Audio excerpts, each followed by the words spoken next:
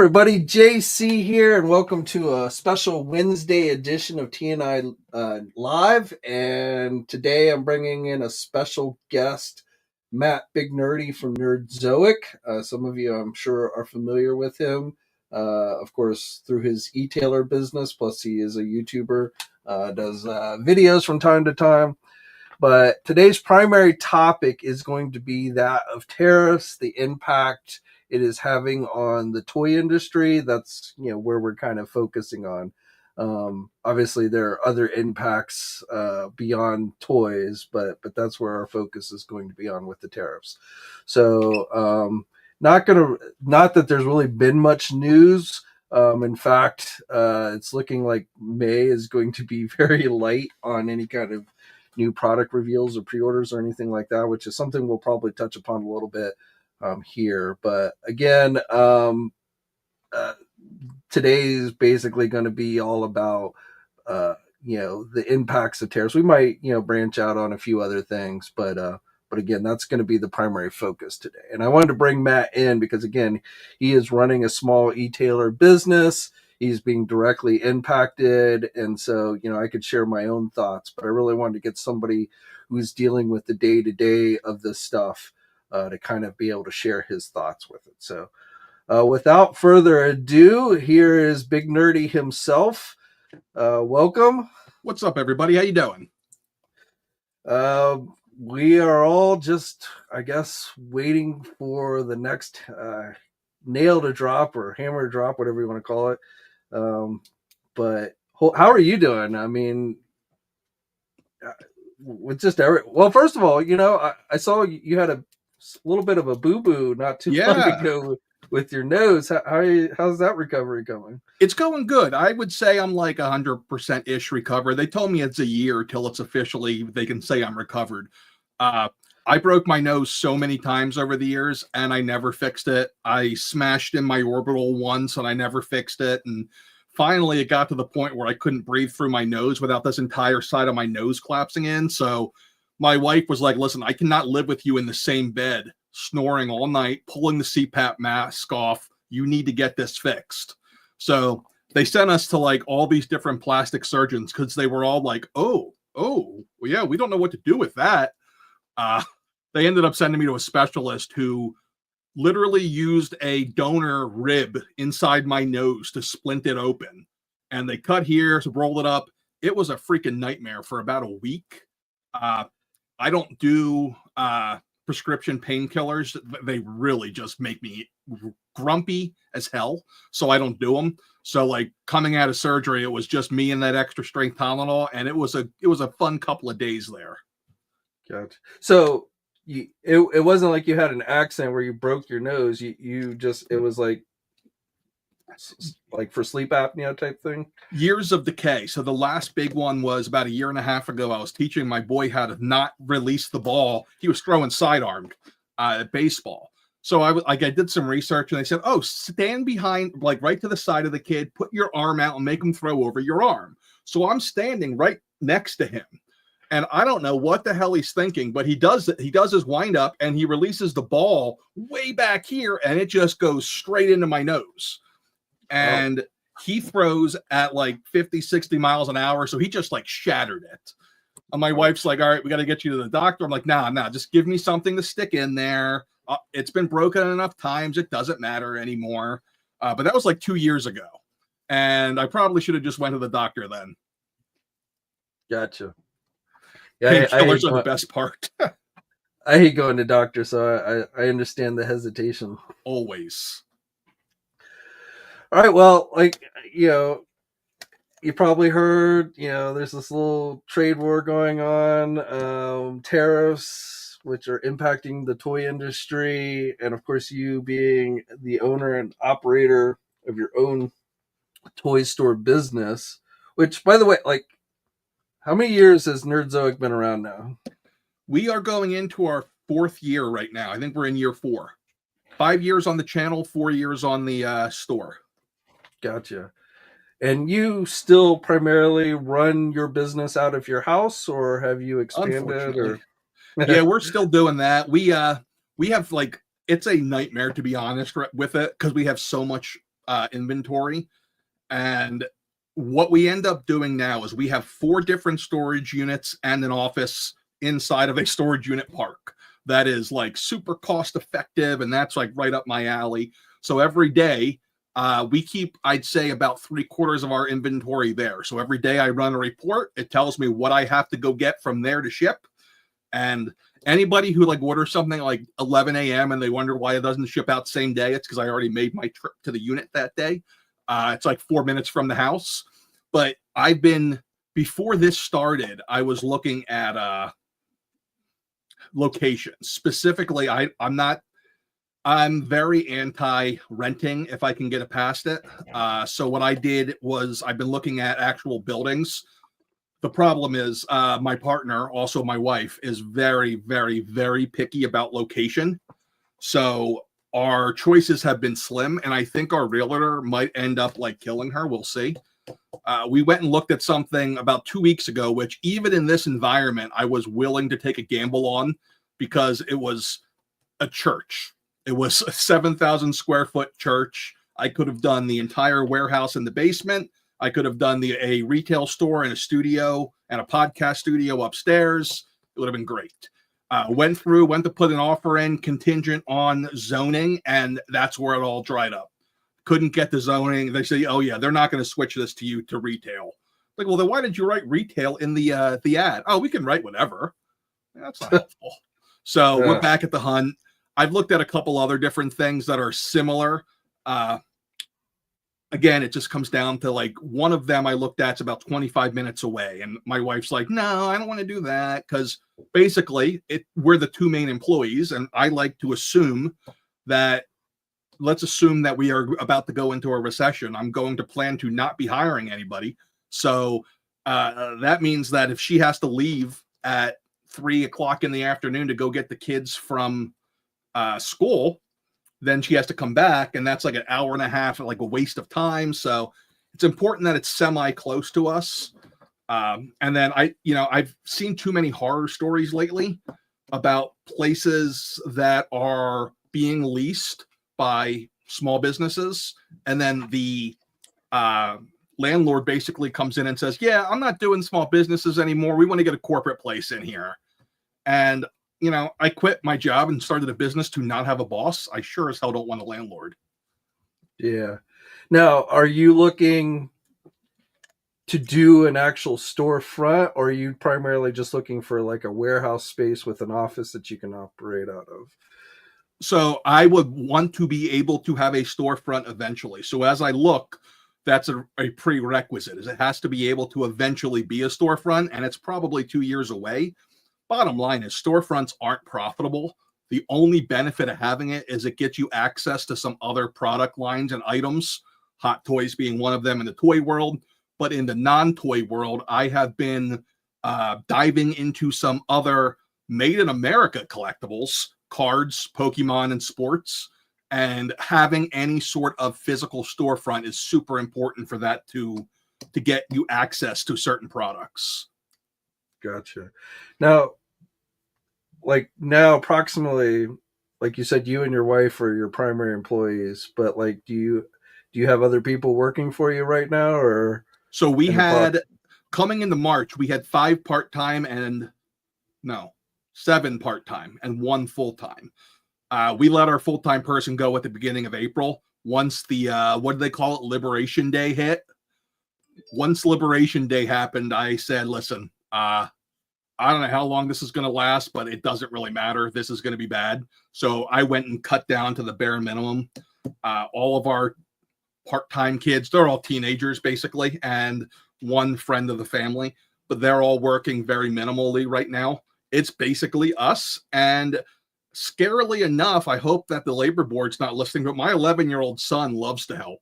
So it's the other part of it, which it kind of is like same as like father, like son. Because when I was 8, my dad owned a diner and a bar, and he'd have me like sit at the bar at like 8:00 at night. And he'd be like, all right, watch if the bartender puts any cash in their pocket out of the till. So, I learned this early.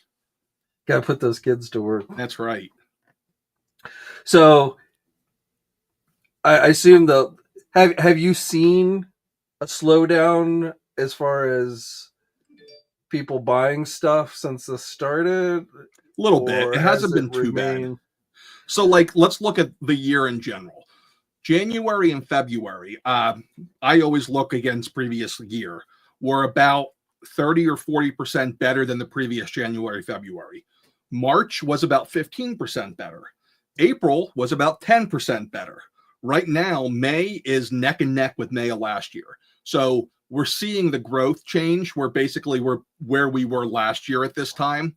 I don't think we've seen any of what's going to happen yet. I think I'm anticipating a massive drop off in sales. But in fairness, I have been anticipating a massive drop off in sales since 2022 because I have like economic paranoia. Right. Where I just have to, where I just like, oh, yeah, let's prepare for the worst and hope for the best. Well, one thing I've said about this hobby that I've learned over the years is it is, I won't say it's 100% recession proof, but a lot of the people I found in this hobby have, decent amount of disposable income. So when COVID hit, I was like, oh, people are going to stop buying toys. And it was actually the opposite, in part because everyone was stuck at home and they were buying stuff online. But COVID's what killed a lot of people in this industry, actually. Like, that's one of the things. I have a lot of access to the people who ran Dorkside. One of the things that really hurt them was COVID blew them up so big that they thought that was the new normal. And they operated that way. And that really, really hurt them. Well, even the big toy company, that's why the year later we had all the Ollie, discount stuff, because companies like Hasbro, they ramped up their production and then were slow to pull it back, and all that stuff ended up going on discount. But as far as just like, I didn't really notice a huge decline of people not buying things during that time period. I'm hoping for the same. I really am. I've started moving into other things also, just to kind of diversify. I said with the cards, I've got a couple $1,000s worth of sealed wax football and basketball cards sitting in the store right now that I need to figure out some kind of a plan for. I think I'm going to open like a sister store for cards, because sports fans are weird. They don't like being associated with the word nerd. So Nerdzoic, no, they won't buy from there. It's funny how that works. So yeah, and I also started, when this started, the wife and I sat down and we brainstormed like, okay, let's plan worst case scenario.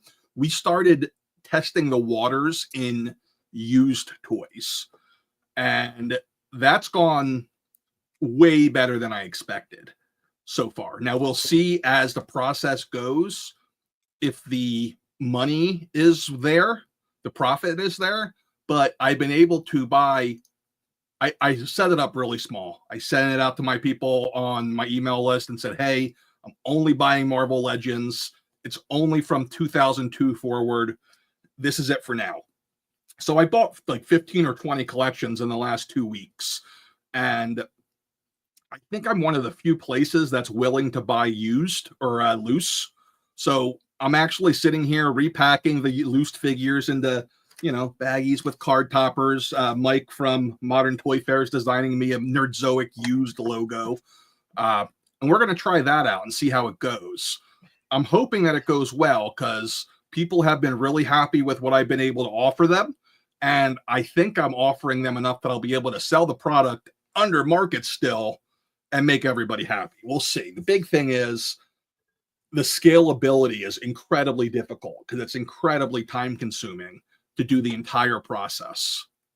Well, that's what's because like I've talked to folks who run like vintage toys, physical vintage like toy stores and stuff. And, obviously they sell out of their store, though I found a lot of those guys generally use their storefronts more as almost like a storage warehouse place. And then they travel around to all these shows and stuff and they sell the products at the shows. But when it comes to like selling that kind of thing online, and I had never thought of this before until I was talking to some of these guys, but it's like you have to essentially list each individual product separate. It's not like Marvel Legends, a brand new Marvel Legend, where you can just list the Wolverine figure, because each figure is in different condition and maybe has different accessories and stuff. So you essentially have to kind of, list everything individually with individual prices and stuff. And so it just, like, when you're selling vintage toys online, it definitely seems to me like it's a lot more difficult just from a time consumption of putting all that stuff on the website. Incredibly. And that's why it's going to be difficult to kind of figure out how it works overall. But what I'm finding is, because it's not vintage, it's modern-ish, most of the accessories are there. So basically, I'm treating, if anything I buy, even if it's minute in box, is going to get marked as used, because I don't want people to mistake the stuff that's on the store that we buy direct from manufacturers or official places. Sorry, I'm reading comments as I go. It distracts me. Brain dead. But I don't want people to I bought some Amazing Fantasy Spider-Man the other day with the old Hasbro packaging where you couldn't see anything.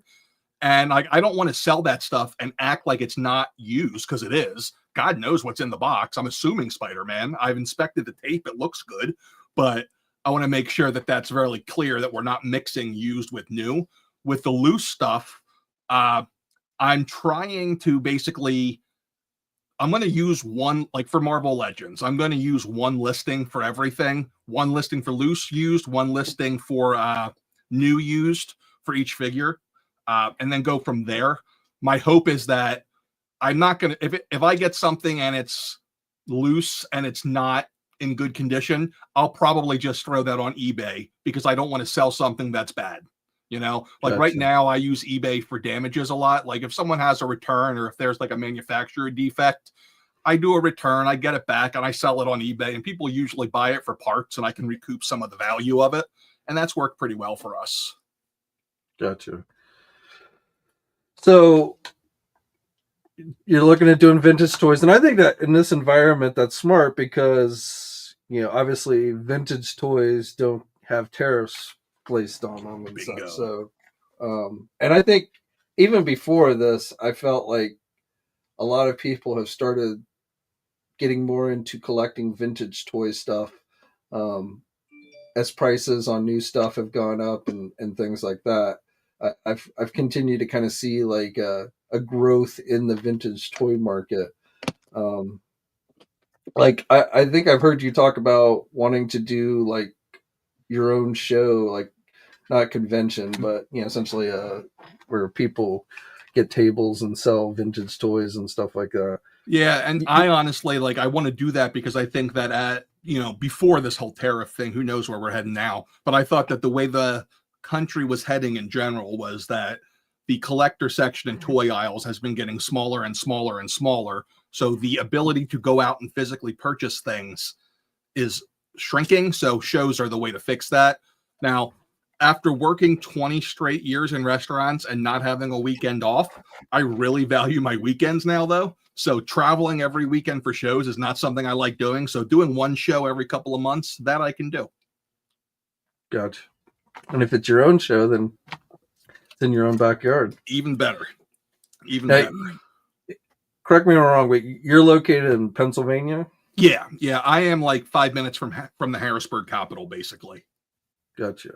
So, do you live in a more rural area, or is it?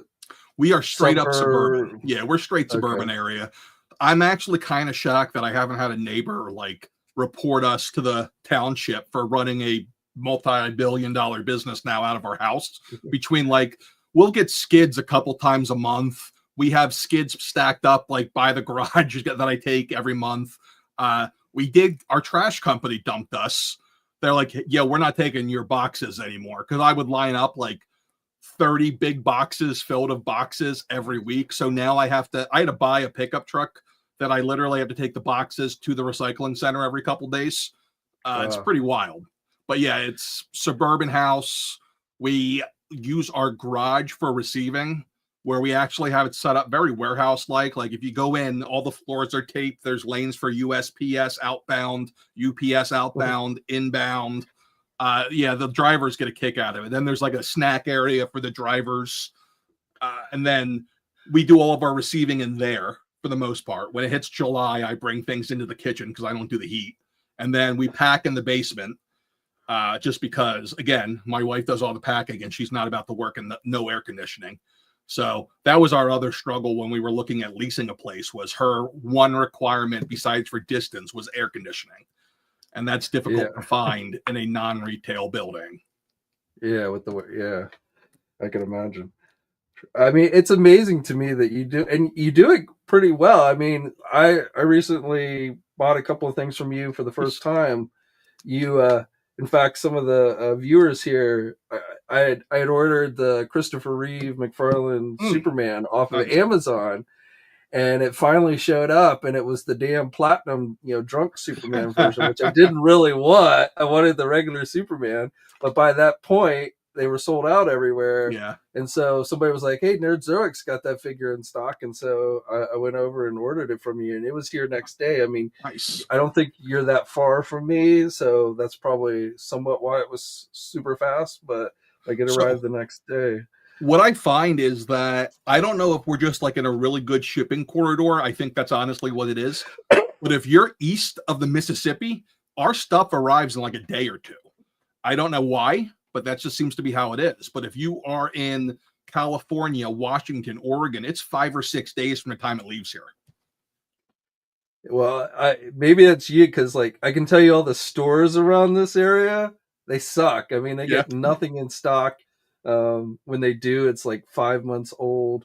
Usually it's like one case at most or something. I mean, I don't know what I always joke that this area, it's like the Bermuda Triangle of action figures, because nothing ever seems to get in. It's like a force field around the area that prevents new shipments of stuff coming in, because the store, and it's not like just Target or one store. It's like all of them: Target, Walmart, GameStop. They all just seem to have difficulties getting new toys on their shelves around this area. Yeah, it's funny. There's a couple pieces to it. Like with Hasbro in particular, they struggle to remember that the boxes are assortments. So they're like, "Oh, new SKU number. We'll take 2. Cool. You just bought 2 of each figure. That's going to last you like an hour." Hasbro back in I guess it was whatever year the Age of Apocalypse wave with the Colossus Build-A-Figure came out, they experimented, Target and Walmart did, with doing solid cases. And what ended up happening is once everything arrived at the Target or Walmart warehouse, they didn't actually do a very good job distributing it. So like here, at least, if you wanted the Rogue, we got you. If you want Gambit, he's in Philly. And they had like nothing. They had like 30 of all the figures in each store in like Targets in Harrisburg. But if you want to go get the other one, you're driving. It was insane. Like, it's just the distribution of it. Everyone likes to blame Hasbro for that part, but almost all the big box distribution issues are them. Yeah. And it's because they don't really understand, they order a bunch of stuff, and to them, it's all kind of the same thing. But so the tariffs have kind of started to kick in. So one of my biggest fears, it's not just the raising of the prices, which, I mean, that in its own right definitely sucks. Don't get me wrong. But what I kind of fearful of and being hearing on the news is like, the shipping ports are empty now, and there's like going to be these huge shortages, and obviously not just with action figures, but with a lot of different things, kind of like we saw around COVID time. But specifically in regards to action figures, I feel like one of the bigger issues than just prices going up some is there's going to be a lack of availability, at least for a while, of new products coming in. So, it's hard to sell something if you don't have it. In fact, like I've noticed this month, maybe it's just coincidence, but I feel like this month there's like no major pre-orders that are coming up this month for any of the companies. I mean, this is like the first time in forever where like McFarlane, I mean, they had a few things at GameStop, but like, McFarlane hasn't been listing anything. No Hasbro. There's nothing on the schedule that I've seen for Hasbro stuff. We were getting one Marvel Legend pre-order a week for a long time there, and now it's like I feel like we're going to go this whole month and there's not going to be any kind of new product pre-order. So is that something you're concerned about, or is yes that something you see? I think it's going to happen for sure. Like there's not going to be, and we'll see a dramatic decrease in sales because of that. We'll just be working off of in stock. I'm not particularly worried about it just because, I am pretty good at the fiscal end of managing the business, so we can weather that storm just fine. But it's going to be very strange in that, we're not going to see pre-orders go up. And I think what ended up happening is a lot, Hasbro in particular, Mattel too. I don't know about McFarlane. I'm guessing they probably weren't organized enough to do this. They really organized it so they got as much product into the ports and past customs as humanly possible before this all dropped. And they paid the 10% and the 20% tariffs. Nobody expected 145, but everybody was basing the plan. Everyone assumed we were going to hit 60%.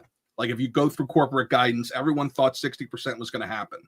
But nobody expected the 145. But most of those companies, what they did is they have stuff here.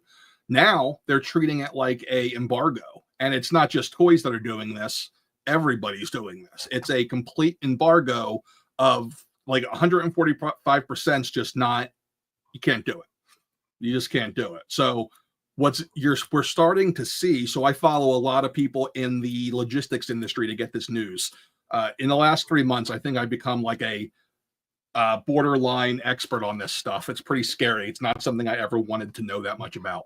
But warehousing in Mexico and Canada is starting to dry up because these companies are renting warehousing for month by month to offload stuff. So stuff that they had to get in is getting offloaded in Canada and Mexico, and it's just sitting there waiting. So whenever it does happen that this is resolved to a certain level, that stuff's going to just come flooding in all at once. All of the stores that don't do pay up front pre-orders, we're going to see them all start shipping everything at once. It's going to be very interesting to watch. Now, the shortages are absolutely going to be a thing. I have been very active in the last 4 months stacking inventory, and I have quite a bit of it because my hope was that I'm semi-prepared for Christmas. I don't have enough to get through Christmas, but I have enough where I'm not going to sell out of everything. So I also don't plan on raising prices on in-stock product like I see other places doing. So I wanted to get all of that in at the lowest price possible so I could sell it at the lowest price possible. The shortages are going to happen for toys for sure, but it's not going to be like COVID. COVID was a shortage of everything because everything shut down. This is going to be very different because we're going to see some things that we actually have overages in. Anything that we export into China, they're not taking the exports now. So meats, grains, food, we're going to see grocery prices start to actually come down. I know a lot of people will say, no, they're going to be too greedy. They'll keep the price up. But no, laws and supply and demand, and the fact that groceries have an expiration date means that they're going to have to lower prices to get rid of things. So in the short term, I think we're going to see no issue at grocery stores in food. We'll start seeing issues in things like, hey, toilet paper again, paper towels. I'm assuming that stuff isn't made in America. But anything plastic, electronics, toys, vehicles, all of that stuff is where we're going to see the shortages. We'll see supply shelves start like Target, Home Depot, Lowe's, the home improvement stores. I think that's where we're going to see the shortages start the most. We'll start seeing a lot of that kind of stuff. Yeah, I've seen like obviously toys, but I've been hearing things like the video game industry is probably going to be taking a pretty big hit from a lot of this stuff as well, which I don't personally follow that closely, but I don't even understand that. Like, if I'm the video game industry and they're telling me they're going to tariff my games, I'm going to say, all right, knock yourselves out. Hey, we're going all digital. Can't tariff that. Yeah, that thought crossed my mind, but I guess it's more with like the hardware and the accessories and stuff like that. I guess, like I said, I don't like. I knew like the Nintendo Switch 2 got delayed, but then it went up for pre-order. But those things are always. I mean, anytime a new game console comes out, there's always like when they first come out, there's always shortages. Like I always feel like some of that is Yeah, done deliberately just to 100%. increase the demand of those things. But It 100% is. I think someone, I don't know if this is real or not, but somebody told me that Sony announced that they have enough inventory of PlayStation 5s, they think, to get through Christmas. But their plan is to not bring anything else in. So once they're gone, they're gone. And then the next round that comes in will be at a new price. But they're going to maintain the pricing on what they have, which makes sense. Here's a good question. I don't know if you can answer this, but Muse Jester is asking. Mondo just put out that pre-orders will now carry an additional tariff fee. My question is, when these items come in later, assuming the tariffs have been removed by then, will the tariff fees get returned? And that's kind of a question I've wondered myself, where places that have started charging more, like when stuff actually ships, if assuming this is all behind us by that point, will they get a refund or? So in a case like Mondo, which I think Mondo is pay up front if you order directly from them, I'm not 100% sure. But if they take the tariff free fee up front, I would imagine, knowing the people that, I mean, obviously they're owned by Funko, I don't know them, but knowing the people who run the Mondo side, I would imagine that they would refund the fee. I would be very surprised if they didn't, in fact. And I think that's the case with almost all of the smaller companies. The question's going to be, if they end up like the tariff fee, whenever you see a company doing a tariff fee, look at that company in a positive light, in the fact that they're doing that so they don't have to raise prices. Because the truth is, for most items, when prices go up, they don't come back down. So they're trying to not raise MSRP. I would be surprised if we ever see Hasbro come down after whatever they do this week. Right. Yeah. And that's been a big concern, when companies actually raise, like for the most part, up until just recently here, like, we saw smaller e-tailers adding tariff fees, and we've seen them handle them different ways. Big Bad Toy Store was, listing their normal price, but saying, we will factor in the tariff cost at a later date. We'll of course let you know what that is. You can cancel if you want to, but they weren't factoring it in up front when you pre-ordered. Whereas like Entertainment Earth, for instance, seemed to be just factoring in that cost up front. So like, that question about, is Entertainment Earth going to refund people's money if this is all over by the time stuff ships? And I know you can't answer this question, but I actually think I can for the most part. So here's the thing that's different about EE and Big Bad is they both import their own stuff. So they started getting hit by this early. They both also don't take money up front. So anything that was pre-ordered, going back and adding a tariff fee is a very dicey thing. Some argue that it's even illegal to do it. I'm not a lawyer. I have no idea. I thought the way Joel and Big Bad handled that with the email he sent out, I thought it was really well done. I was actually surprised to see the amount of backlash he got for it, because he was trying to figure out the best way to do this. He was trying to navigate a crappy situation as best as possible, because while they're a very big e-tailer toy company, they're not Walmart, Target, or Amazon. They can't eat these costs and survive. So I thought he did a really nice job with it, and I can't possibly say enough positive words about that company in general. Like every dealing I've had with them, conversations, my personal interactions with Joel when we meet in person, great guy. So I think that they got a lot of negative hit for it, which I felt bad for them, because when they're charging $3 extra for a Marvel Legends figure, I can tell you exactly what they're paying for it right now, and it's more than they're basically losing money on every sale at the 145% import cost, unless Hasbro is helping them offset it some, which some companies are doing in China. Like a lot of the manufacturers are lowering their prices to help not get stuck with the product, basically.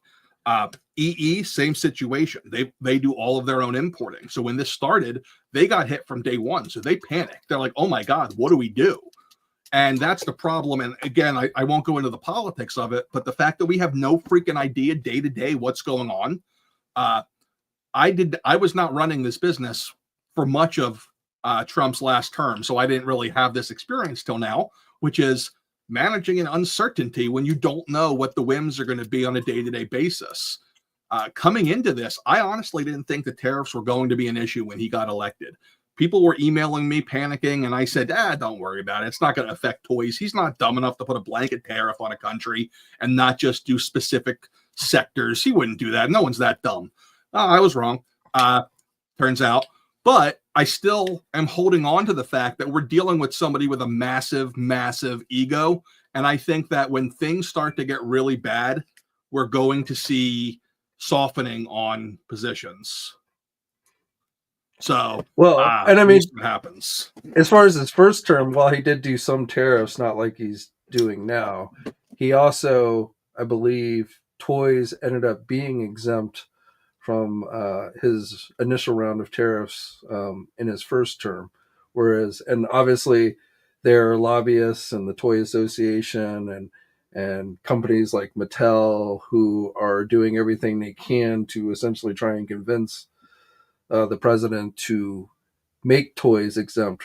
Because the reality is, well, I don't think anyone would argue against trying to bring back some manufacturing into this country or making it a more level playing field when it comes to tariffs is a bad thing. But there are certain things like toys, I think, that I just don't see ever really. And I mean, I've seen some of the larger company CEOs say this, they're never really going to, when it comes to action figures, they diversify, like a Hasbro, which does a lot of like the Magic the Gathering and trading cards and things like that, which are much of which is produced in this country. So, they're not just relying on physical toys anymore. But as far as bringing physical toy manufacturing back to this country, that's just not terribly realistic for a number of reasons. And if there was ever a return to this country, it would take years, and then the prices would be skyrocketing anyway. So, again, I just think probably the best way to phrase it is it would have been nice if these tariffs were a little more targeted, but obviously, it was definitely a ready, aim, shoot, or whatever. It was not planned. Right. And I'll say this: like, overall, I'm actually not. I'm semi-optimistic on the whole situation because I think one of three things is going to happen. One, I don't know how close you're following this whole trade war, but we're getting our butts kicked in it. Like, it ain't going the way that they thought it was going to go. I think the prevailing logic was that they were going to break the will of others and then have everyone like basically isolate China. Well, the opposite happened. Instead, everyone's going to go to China and isolate us. So eventually, there's got to be an off ramp, and there's going to be. But let's say that I'm wrong, and that doesn't happen. There's also a lot of money that you just mentioned lobbying the federal government. And it's not just in our country. There's toy associations all over the world that are lobbying their own federal governments to take care of this. Right. So I do think that sooner or later, we're going to see toys go down to zero again. Now, it's a little disheartening when you see the president come out and say that you don't need $30, you can have two. I don't know if you saw that clip of him. I did. Yeah, I threw a glass across my kitchen when I saw that.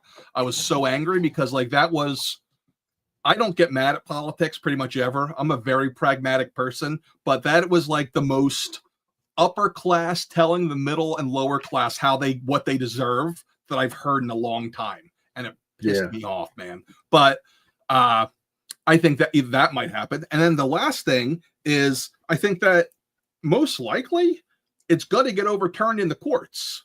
So the problem with that, though, is we have a couple things going on. So in 3 weeks, the Supreme Court of I forget what country is going to actually meet and say and go over whether this is an emergency power, right? Like, why is this something that deserves to be called an emergency power? Because the president only has the ability to do this under emergency situations. What is the emergency here? So I think they'll probably end up taking it away. But the problem with that is right after that, a couple days later, they have the case that's pending about whether judges that are not federal judges can enact injunctions across the whole country if it's not in their jurisdiction. So what could literally end up happening, and this is something that like law people are all giddy about trying to see what's going to happen, is theoretically we could be in a place where tariffs only hit certain states because those states sued the president and those states have standing. So who the hell knows what's going to happen? Like anything can happen, but I think that the odds stack from the toy world, at least, in our favor. The other piece of it is, if you read what they're putting out in the financial journals, Hasbro and Mattel are going to be 80 to 90% gone from China in the next year or so. So they can't afford to deal with the tariffs if they have to. Right. I mean, right now, I forget what I know. Hasbro is actually better suited to handle the tariff situation than probably any other toy company. I want to say Mattel is still producing about 40% of their physical toys in China. They had been moving it slowly. They've increased that to get it out of China, but they're not, from what I know of, they're not really bringing it back here to the United States. They're just moving it to other countries, where right now, at least, they're not getting as hit as hard with the tariff situation. But well, I mean, and that's the thing. Like you asked about that a few minutes ago. No, there is a 0.00% chance that toys are ever made in America. For the most part, they never were. Like when Kenner used to advertise Made in America back in the 70s and 80s, Made in America just meant that they like installed the arms into the joints and put them in the box here. They didn't actually do the work here. From what I've heard from some people, a lot of the stuff that's done to make action figures and toys with the paint applications wouldn't even pass environmental regulations here. So they're never coming back here. Now, the question is, where do they go? Right. Well, I mean, that's true with almost everything. I mean, the reality is there is a lot that does happen as far as when a toy goes into, when a Hasbro or Mattel goes to make a toy, like the design aspects of it and all that happens here in the United States.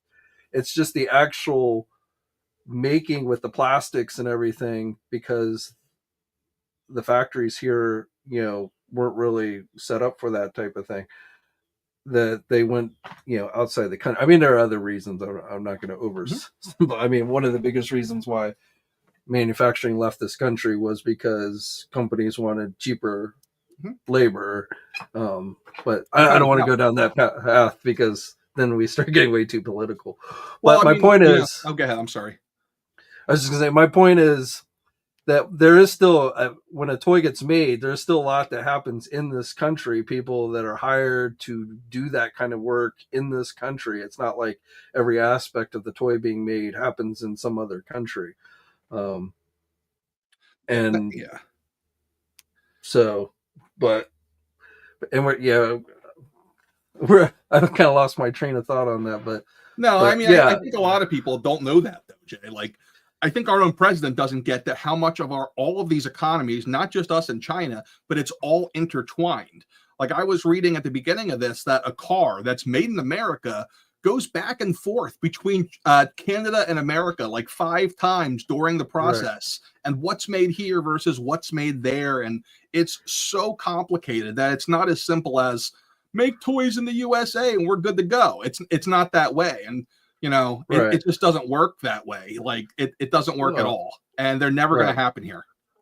I mean, you look at cars, they're like Toyota, which is not a U.S. company, but their largest factory is actually located in Kentucky. But a lot of the parts that are needed to make those cars have to be imported from outside this country to make those to allow those cars to be made. So like you say, there's a lot of,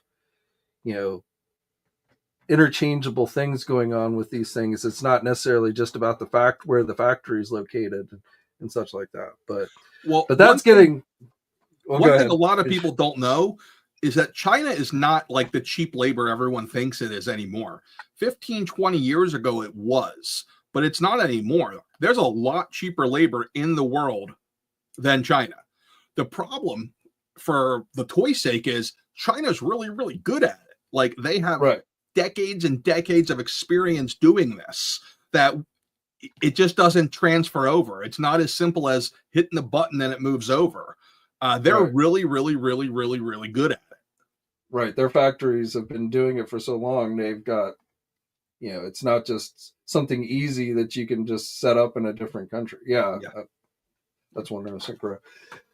All right. So somebody asked, and this is another one I don't know if you can ask, or answer, but somebody asked, let me find it. It was Mr. Allmine. No, I can't find it. But he was basically asking that, or bringing up that, like, Super 7, which is also talked about, increasing their costs because of tariffs, but it's questioning why is, like, Super 7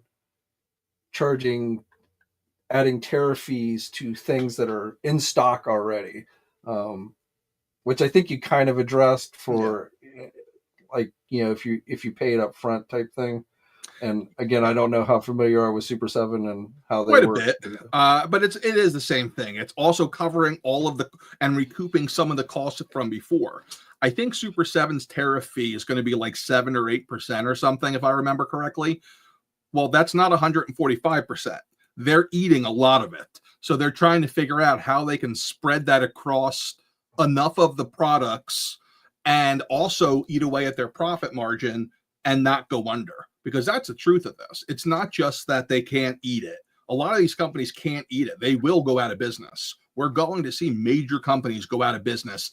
Even at this point, if it was reversed tomorrow, it's too late in a lot of cases for some companies. Do you think you're going to see, like, if this ended tomorrow, you think you would see some of these toy manufacturers go out of business? Not the ones that we're thinking of, not Mattel and Hasbro. Oh, right. But, like, yeah. Yeah, the small ones are in trouble. Especially the ones that are over leveraged, the ones that don't have any cash reserves or don't plan for things. Like, I'll use the example of one that I think is in good shape is the Four Horsemen. They're very savvy fiscally and financially about how they handle things, and I think they'll be just fine weathering this storm. But anybody not named Mattel and Hasbro is it's an uphill battle, and I think we will see at least one or two of them go under during this. Yeah, that would be unfortunate, but it's gonna suck. It's gonna suck. Yeah. Now, obviously, Hasbro this weekend threw up on their Hasbro Pulse website saying, to lock in current prices on pre-orders, you got to do it by May 9th. Big Bad Toy Store followed suit yesterday. What are you allowed to tell us, specifically in regards to Hasbro, and what we probably are going to be seeing in the very near future? So I can tell you quite a bit, since I haven't been told anything official and therefore don't have an NDA on it. What I know is that they are going to raise things. May 9th is going to kind of be the day that everything's announced. I don't know the numbers, but I do know that it's going to be disproportionate towards more expensive items is the rumor.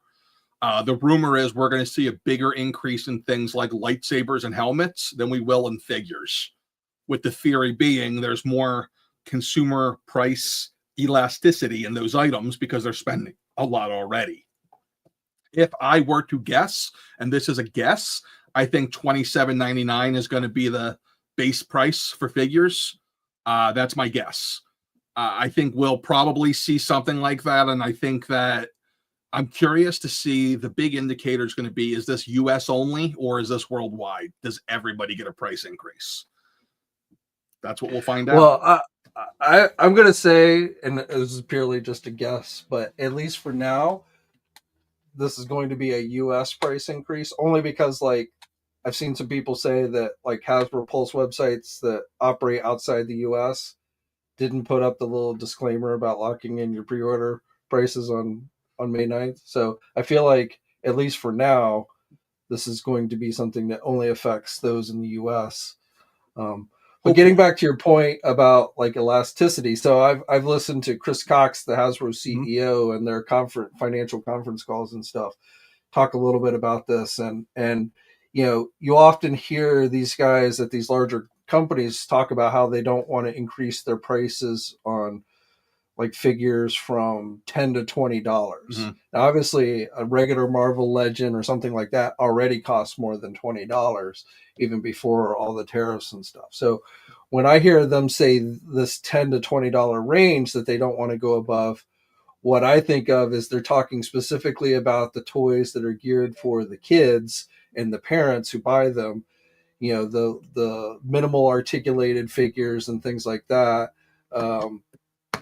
That's what they're talking about, trying to keep the price down because they know parents won't spend a lot more money. But I've heard specifically with Cox say, you know, we have more elasticity as you, and that was his exact wording, elasticity with pricing when it comes to the more collector oriented stuff, which when I hear that, what I hear is we can get away with raising prices more or easily on something that collectors who have more disposable income and have demonstrated they're willing to pay more on that kind of thing than we do for something that is geared specifically just for the parents and the kids, which they are going to do everything in their power to keep from, you know, going up above $20 seems to be their magic number that they have. Yep. That's pretty much dead on. I think that's exactly what we're going to see. I think we'll see more of the different tiers of figures than we've ever had before, like with the maximum stuff. I think that we're going to see what's really going to be interesting is I think like the maximum figures are going to see a disproportionately bigger price increase than basic figures. So people really going to love those then. Yeah. Yeah. So like, and I don't know if you know this or can say, so like we've seen two maximum figures released already. We saw the Spider-Man figure, which was, what was it, $50? That was the MSRP. And then we had the Hulk figure, which is a bigger figure, but wasn't like a 100% new sculpt. And that was only well, I don't mean only, but it was only $15 more than Spider-Man. So do you think, and they've already confirmed that we should be seeing a third maximum figure release sometime this year, which I believe is going to be Deadpool, but I don't know if you know that or not, but you don't need to say that because I don't want to get you. Oh, well, but regardless of what it is, do you think obviously the price will be more than the stuff that came out before the tariffs, but just in general with the maximum line, you think there isn't going to be any set price for those figures? It's just always going to be random? I think so. I think they'll look at it like that. I think that was just a test to see how it goes to begin with. I haven't heard anything about 2026 yet, what they're going to do with it. But I know that every one this year will have a different price. So none of them will have the same price. That is kind of the big thing. I'm also hearing that the $27.99 guess I gave is low. Some of the messages I got coming in today. I just got them like on my phone. I think it's going to be. You mean the basic 6-inch? We're looking at like Marvel Black Legend. Series Legends probably is going to be 30. Wow, that's a big increase for people. That is.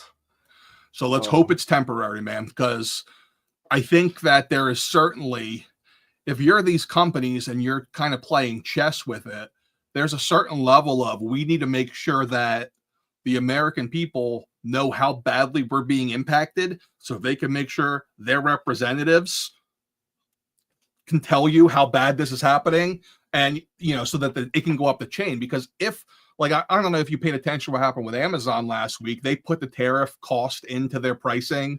The White House had a hissy fit and then they took it down.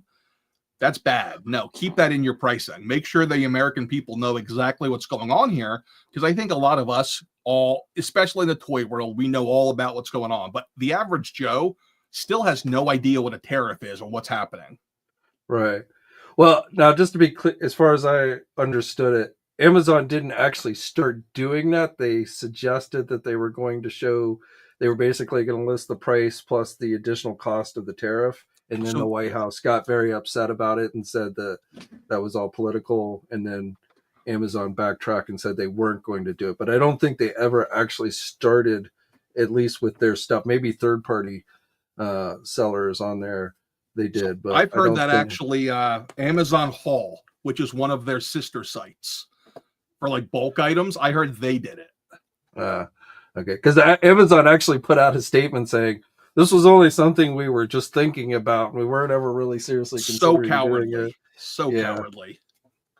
But I do, I definitely feel like it would be nice if people do show what the price would have been before and then after the tariffs, just so people have an informed idea.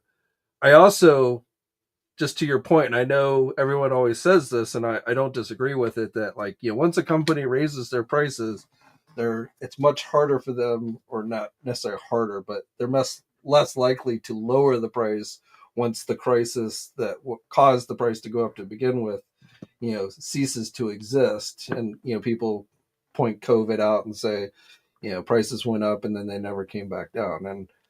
But I feel like maybe COVID was a little bit different situation. It would be very hard to me if you said, okay, these prices have gone up due to tariffs. And I mean, we don't know what's going to happen. We're making an assumption the tariffs will go away at some point. But assuming they do at some point go away, it would be very hard to me to see any company saying, well, the tariffs are no longer around, so we're going to just keep our prices where they are now anyway. I mean, I'm It not saying they depends on how wouldn't do sales it. are. Well, right. And I mean, obviously in capitalistic market, anyone's going to sell if they think they can sell something for, $50, they're going to sell it for $50. But I also think, like, I can't, I don't think either one of us can answer this, but I look at it like this. I like, okay, you've got to say the maximum Spider-Man figure, and I think it's sold pretty well at the $50. As much as people bitched and complained online, I think that figure sold pretty well.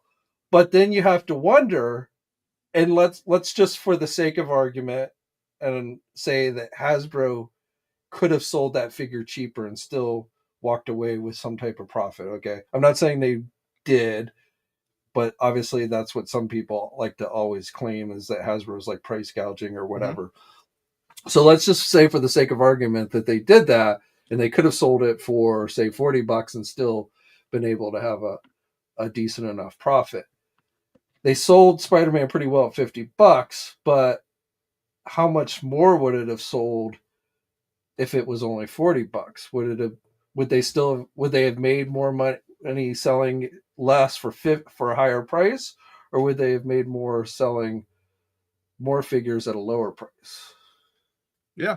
I mean, that's the question. They model all of that out, because then you get into things like, the price per unit goes down as you make more, because you're a minimum order quantity, you get less, it's very simple economics there. I think that with the pricing, what we're going to see is the big companies that are publicly traded are going to be the ones that might not lower prices again. Because what's going to happen is, during the tariffs, I think that the expectation is, if people can afford it, they're not going to just stop buying, because they realize it's not a cash grab. It's clearly it's pretty clear what's going on. But once the tariffs are gone, I think what we'll see is a massive drop off in sales if they don't immediately lower their pricing. But if I'm wrong and there isn't a drop off in sales after tariffs are gone, if you're the CEO of a company and you're going to end up losing your job if you lower prices when you don't have to, because the product's still selling, of a publicly traded company. Because the board, the investors are going to say, why would you lower your prices when it's already been proven that the market will sustain it at that cost?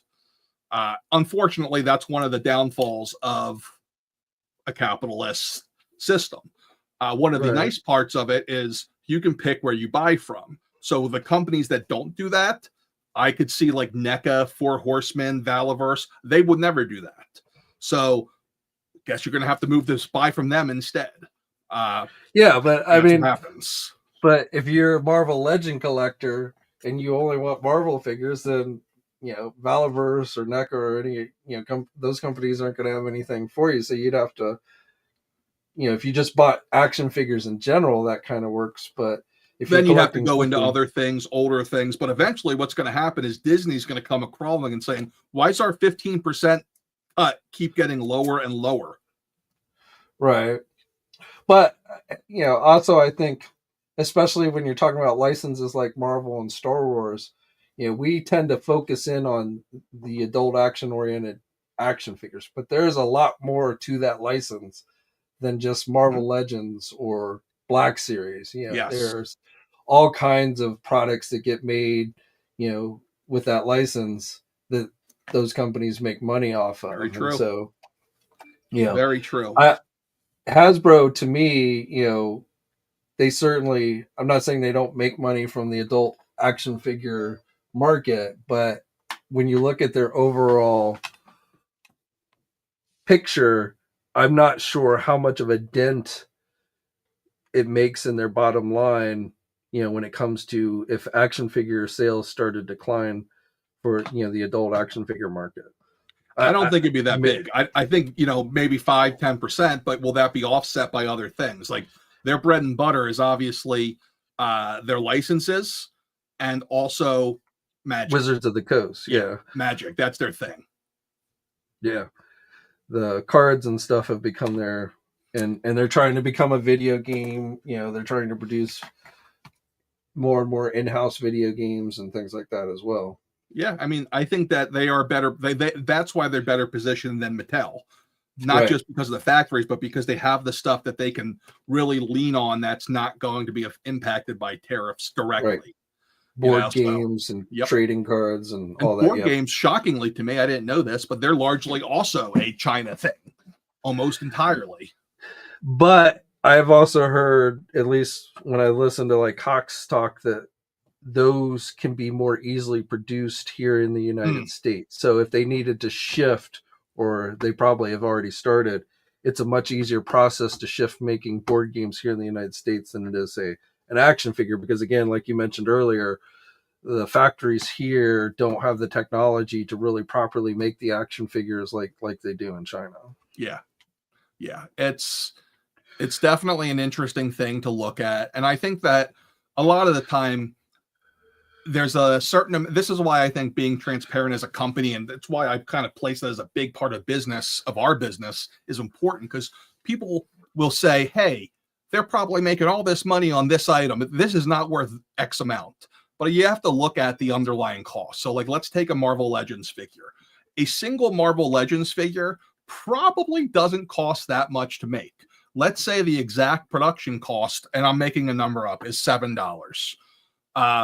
Should then it sell for whatever the markup is? Like if their goal is to mark everything up $50 or 50%, does that mean that it should be a $13.99 item? Well, you're forgetting all the other factors that go into making that figure. What about all of the designers? What about the tooling?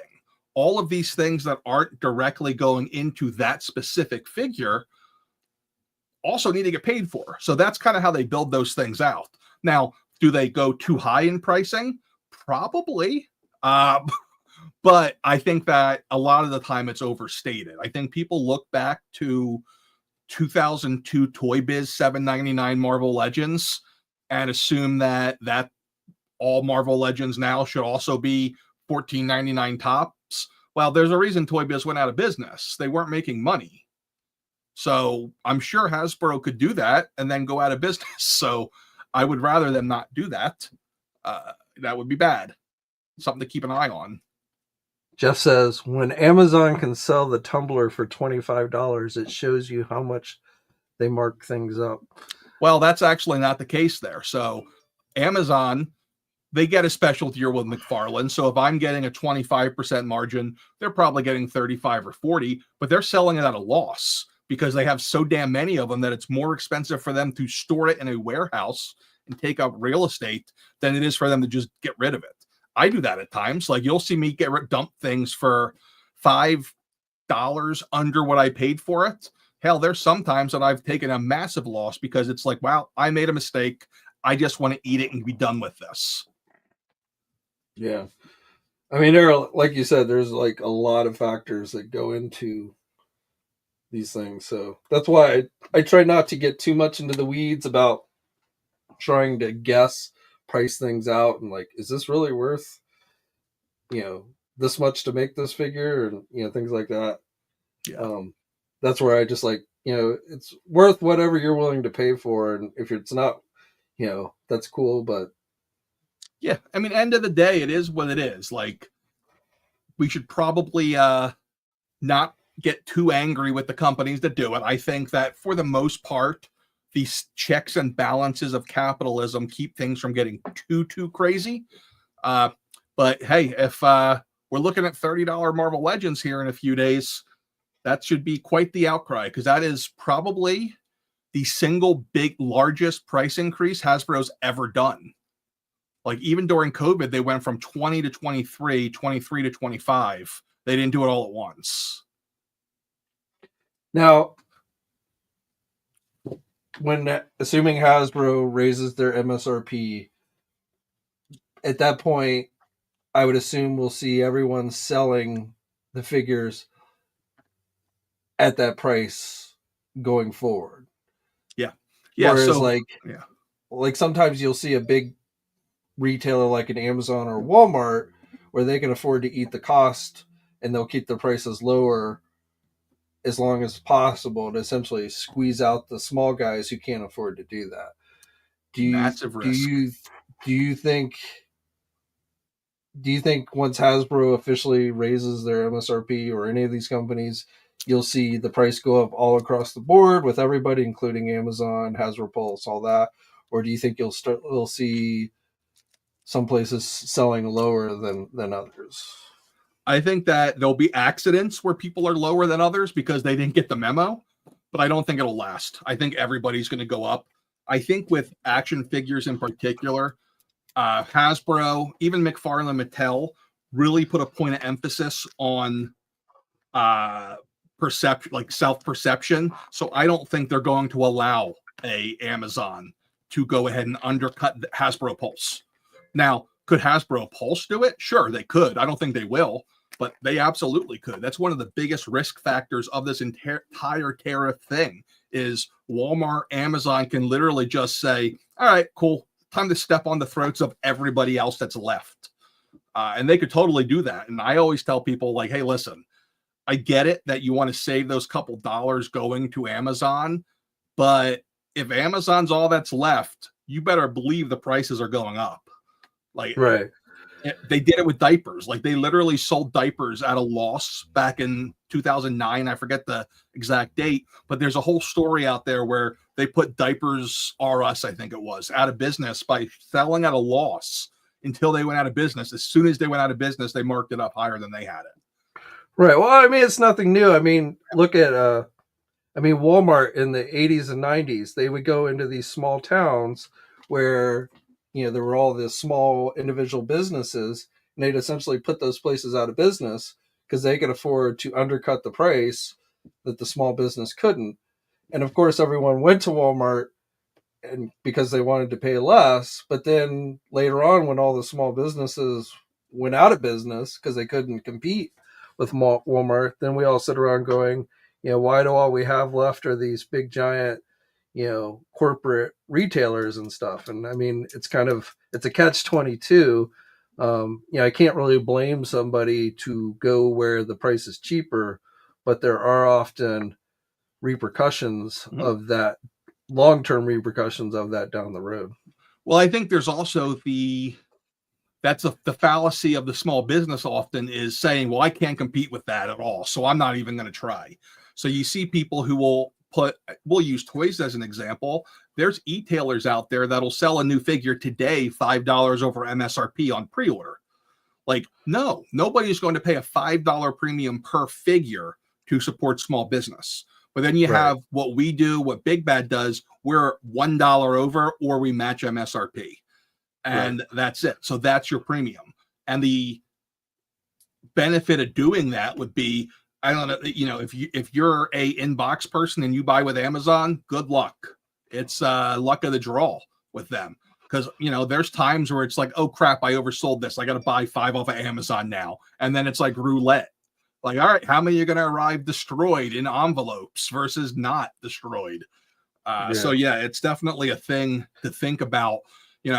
I never thought about that kind of stuff before I was in business. Like, I never thought about, like, taking care of the smaller business versus the bigger business. And I think that's one of the places where small businesses screw up, is not talking about it enough. And then also, not trying to find ways to compete with big business. So like, what's the competitive advantage a Nerdzoic has over Amazon? Customer service, transparency, care. They can't match us on that, and they never can. Whereas I can never match them on prices. But if I sit there and I say, okay, well, people are going to pay for the service, so I'm going to charge $5 more than Amazon does, I'm going to go out of business. It doesn't work that way. You have to find ways to make it work. Right. All right, here. Last question for you, because we're over an hour here, so I don't want to keep you too much longer. And this is something I think about often, and I've been doing this for 25 years. You're much newer to this, but I got to imagine this is a question that maybe keeps you up at night sometimes. Even setting aside the tariffs, the reality is prices are always going to go up on these things. It's only if it wasn't tariffs, eventually Hasbro and these companies would end up raising their prices for whatever reason. At what point do you think the majority of people will be priced out of this hobby? I guess, in other words, realistically, how much longer do you think this hobby can survive without people basically just saying, enough, it's just not worth spending this much money on these things? This might surprise you, but I don't think that's going to be the thing that kills the hobby. I think it's just going to be waning interest that does it more than anything else. And I've always said, I think 10 to 15 years is probably a good estimate. And that's why, for us, we've always tried other things. We're doing the cards now. We're doing the used stuff now. I'll start bringing in merch eventually, not from us, but we'll sell t-shirts, apparel, whatever. The idea is you build the infrastructure of the business. And I'll use the example of GameStop. GameStop barely sells games now. They're a collectibles store. They adjusted. Remember Best Buy in the late 90s? It was like, oh yeah, they have all these computer things. It's a completely different business model now. You adjust and you use your existing infrastructure to survive. And that's going to be the thing. The people who are nimble and are able to see the trends as they happen will survive. Those who don't, won't. Now, as far as costs go, costs are going to continue to be an issue. And it's not in toys, though. It's in everything. We're continuing to see I don't want to call it the erosion of the middle class, because it's not really so much that. It's more of the percentage of money that's in the system be more towards the top, more and more. And we're seeing inflation continually outpace earnings. So the problem is, the scale is bigger. It's not just toys. It's the overall ability of consumers to spend. That's why I watch things like the Consumer Confidence Index to see what happens. Yeah. And you're right. I mean, you can switch up and sell something else, but I just specifically with this toy, again, I've been doing this for 25 years now. And if you had asked me 25 years ago when I started doing this, would I still be doing it? In fact, up until maybe recently, prospering more so than ever before, I would have told you no freaking way. Yeah.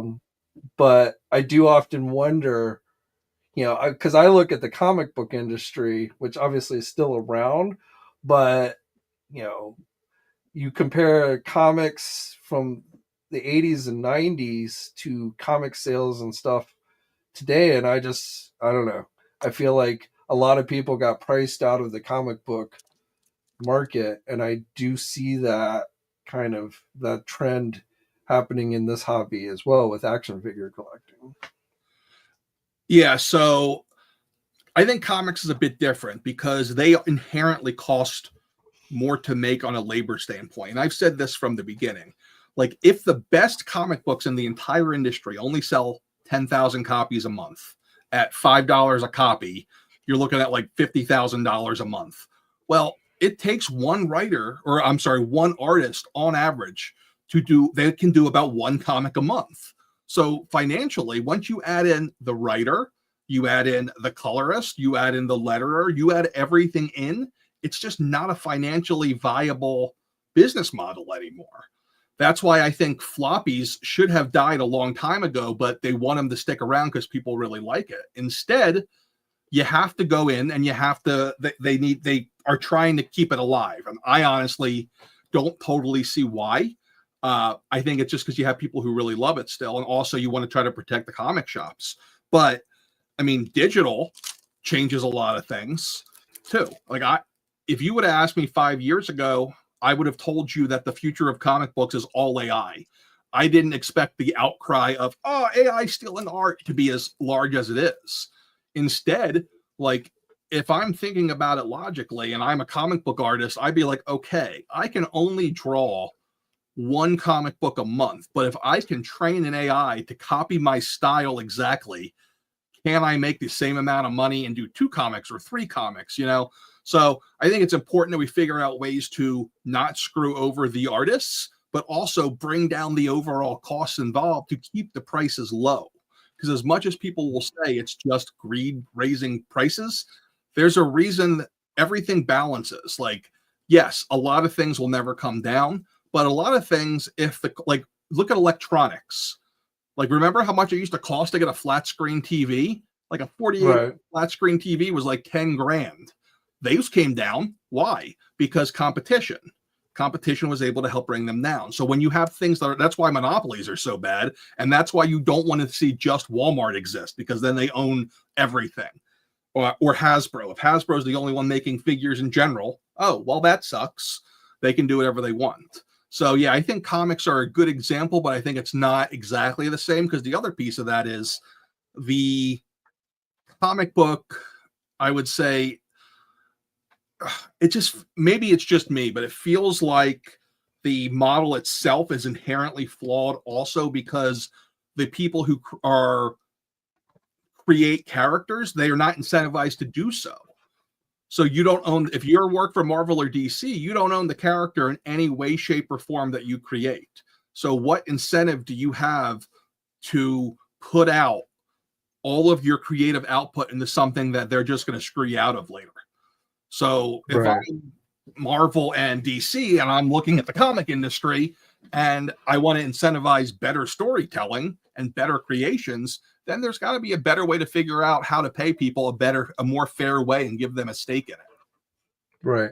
Well, I mean, I was going to say to be fair, but not really to be fair. But if you really look back at the beginnings of the comic book industry, Marvel and DC basically, they hired people at very minimal wages, and those people were just happy to be working at the time. They never foresaw that, when they created Superman, that one day, he was going to be worth millions of dollars and, IP and that type of thing. So, they just never had the foresight back then when a lot of these characters were originally created to know, and they were just happy to be working and willing to take what essentially crumbs they were given by the companies. And then I think it was really, with like Image Comics and those guys in the, late 80s and 90s, when they kind of said, hey, we as the creators, the writers and the artists, we need to be able to make more money from this stuff. And that's really where you kind of started to see, I won't say a decline, but as essentially the companies had to start paying their talent more money or giving them the rights to the characters or all that, that's when you started to kind of see where things fell apart. I think that's why Image Comics continually puts out the best products, because it's a creator-owned, at least in some way, situation. Like, think about in the last 20 years, we've gotten Invincible, we've gotten The Walking Dead, Wicked and Divine's one that's pretty high up there. Like, they're more motivated to put out better product. Yeah. I mean, you can look at a lot of industries. I mean, even look at wrestling. I mean, back when wrestling started, those wrestlers didn't get paid that much money. But nowadays, a lot of those guys get paid shit tons of money. But so that industry is a huge moneymaker now. So, yeah, but a lot of wrestlers over the years, got screwed over awfully. Like, I see them at shows, and they look like they're barely able to walk, and they don't get any health insurance or anything out of it. It's very, very sad how they were treated. And it's everywhere. Like, you have to learn to protect yourself. And I think that we're really going off toys, but I think that, like, you need to, I guess, in schools, parents, make sure you teach your kids to protect themselves in these situations so that you can capitalize on opportunities without being used. I think I did a pretty damn good job of that. I spent all those years with Panera Bread, made quite a bit of money on a percentage system where I got a percentage of the profit. And because of that, the store ran fantastically. But they eventually got to a point where they said, hey, we could probably replace all of these guys who are getting profit sharing with a straight salary even lower. And they did that. And that's when I said, oh, cool. Oh, we're going to do lower salaries. I'm out the door. I think that it's important to define the situations and leave whenever that happens, because eventually every company will screw you as an employee. It doesn't matter how much they love you or how good you are or anything. You're just another notch in the wheel there. So I think it's important for people to remember that. Well, I would reframe that to say every large company where you don't really know everybody that works in the company. I think one of the reasons why you don't see that quite as much in a small company is because when you know everybody, you're less likely to screw them over. Like 100%. Like somebody who's running a small business who has, like, say, maybe 3 employees, they're going to do everything in their power to not have to lay off, even when things start to get rough, to lay off their employees, because those are people they probably call friends or, go to dinner with or whatever. Whereas, large corporation, they're going to, first thing they do is they start laying people off when they want to try and pad their financial statements so it doesn't look like they're taking a loss. But those are just those employees are basically just numbers, so it's much easier to be callous in that way. Yeah, they absolutely can. I mean, I have been the hatchet man for a lot of people over the years, and I'll tell you, firing them when they were my employees at a Panera Bread or a Damon's Grill was a lot easier than firing them when they worked for me in my business. Right. A lot easier. All right. Well, definitely getting way off subject here. So I think we're going to call it a wrap, but I want to thank you for taking the time for, coming in and chatting with us today. I hope you didn't piss too many people off politically, but Nerdzoic, I think, I mean this 100%. Obviously, you're not a sponsor. You don't pay me in any way, but you should. But right now, you're not. But I will say that as a small business, like, I see a lot of I've seen a lot of small e-tailers come and go over the years. Okay.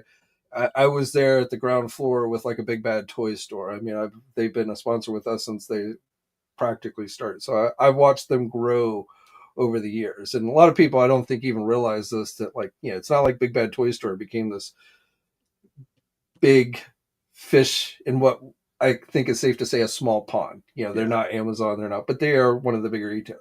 But they didn't just do that overnight. It's taken them like 25 years to get where they are today.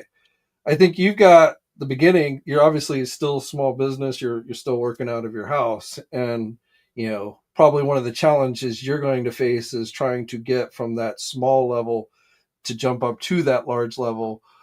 But I think you're developing a great foundation for your business, with your customer service and your product availability, and you're keeping your prices as low as possible and stuff. So, I feel like, obviously I can't predict the future, but I think if anyone, can get, obviously, again, Big Bad Toy Store, Entertainment Earth, they were lucky to be on the ground floor of this hobby when it was really just starting to take off. That's one of the reasons why they've been so successful. But I feel like somebody like yourself that's coming in much later into the game, if anyone has the potential to achieve that kind of level of success with this kind of thing, from what I've seen so far from you, I think you've got a good chance of doing that. So thanks, man. I really appreciate that. That means the world to me. It really does. I mean, you impressed me. Like I said, I've only bought a couple of things. I bought the Superman.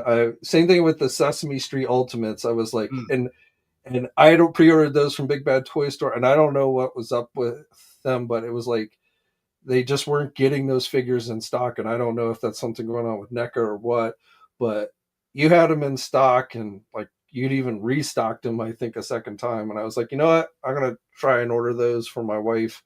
And again, here next day, great shipping, things like that. So I appreciate it, man. And I didn't even know it's you because you don't put your business on there like some people. Carbon Scoring down in South Carolina, my buddy there, he'll put Carbon Scoring on the label so I know it's him when it comes through. I'm like, oh, look who's ordering. So I didn't even know it was you. Yeah. Yeah. I mean, like I say, you seem to do, I don't know how you do it, to be honest, because you're running it out of your house, essentially you and your wife. I mean, I can't imagine with all the toys piling up in the house. And I mean, I know you said you put a lot of it in store, but like even fathoming that, I mean, you get shipments to come in, and then you have to take them over to storage and then bring them back. I mean, is that it's all a juggling? You know what the hardest part is? Finding people who can kind of feel the flow of business like I can. Like my wife's starting to get it. Like she can kind of look and say, okay, I'm going to take X amount to storage, leave X amount here for 3 days to see what happens. She's starting to get to the point where she can do that. And it took me a couple of years to get to the point, but it's a lot. Like I'm about to go, I got a Hasbro pallet today of stuff I have to go break down now. It's sitting at the top of the driveway. I'm going to go break that down. Then I open each box, condition check each item, label it, and go from there. It is a lot. But I think what it comes down to, and this is one of the things that I can say forever, when it comes to hustle and just pure spit and grit, I can fight with anybody. So I did 18 to 20 hour days in restaurants for the longest time. Getting to do this now versus the stuff I've done in the past, I'm as motivated as they come. Yeah. Yeah. I mean, running your own business is a lot of work. But one thing I learned early on was, no matter what you do, if you're going to be good at it or successful, make any kind of decent money, you're going to have to put in a lot of hours. I don't know too many people that truly work like just an 8-hour day and come home and then like make a lot of money or super successful. So I learned, better to do something you love and enjoy, even if it's still, you're putting in the long hours and everything, than doing something you hate. You're going in the long run, you're going to work your ass off, but you'll be much happier in the long run. Oh, you couldn't be more right. And that's, I think a lot of people forget that. And a lot of people don't see or even imagine the hours that go in. Like even my own mother, who also restaurant person, watch my dad work 100-hour work week. She'll be like, "What? It's Sunday night. What are you doing?" I'm like, "Mom, this is the life. This is what it is." And I love it. I love every second of it. Like there's days, last Saturday, I took the day almost completely off. It was the first time in a couple of months. And I text my wife because she was out. I'm like, I don't know what to do. I'm not sure what I mowed, so I have no more chores to do. What else do I do? Like it's crazy, but I mean, I love it. I love every second of it. And there's also like a level of flexibility that comes with it. So like, if I'm having a bad day, I wake up and I'm just grumpy as hell. I'll be like, you know what? I'm taking 3 hours off because I'm the boss. I'll work 3 hours later instead. You can do that. Yeah. Like I have pretty good flexibility, but like I can never, like, I can work anywhere I have a computer and Wi-Fi, but I can't just go off on vacation for a week and leave my business behind. Like I have to take my computer with me even when I go on vacation and stuff. I mean, it's just, like I say, you get a lot of flexibility. But there's also just something where you can just never like completely shut it off either. That can be kind of weighing, but I still would choose that over, having to work some job that I hate or for somebody I hate or something like that. Yeah, that would be terrible. And I'll tell you, the vacation thing's tough because we don't take days off. Like we don't ship on Saturday or Sunday usually. But so we don't ever go on long vacations. I took them all to Hawaii 2 years ago, the kids and the wife. And I had a guy who was doing video production for me. He lived about 3 hours away. And I said, "Hey, how much do you make at your day job? Can I pay you like to take a vacation and use your vacation time?" And he did. He lived at the house. and he shipped the entire time he was here. Got completely destroyed because we were super busy those 10 days, of course. But that was the last time I was able to go away. Even like last year, we went 2 hours away to Philly for WrestleMania. The whole time we're there, I had like my neighbor in charge of managing the teenagers picking, and she's sending me pictures, and she's like, "Is this the right gambit?" Like it's crazy sometimes. Yeah. Yeah. Speaking of wrestling, yeah, I've gotten much more into wrestling again. So Nice. Not today, but a future day we'll have to sit down and talk wrestling. Oh, 100%. That is like for toys. That's probably the number one thing I buy myself these days is wrestling stuff.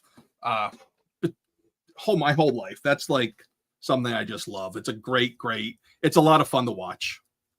Yeah, now my kids into it.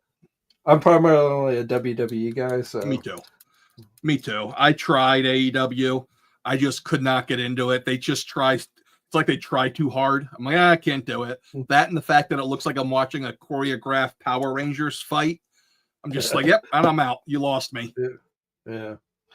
All right. Well, we're going to call it a day, but I want to thank everyone who tuned in today. Also, just an update for you action figure enthusiast members. We're up to 48. So 2 more to go, and we'll do another contest giveaway. So maybe on Friday, we'll do one if we get to that 50 mark. Big thanks to everyone who became an action figure enthusiast. And if you're interested, you can hit the link in the video description below.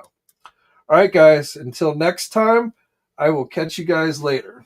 See ya. Peace. Thanks for watching today's video. Now, if you're new to the channel, please think about hitting that subscribe button. Also hit the bell notification so you're alerted every time I upload a new video.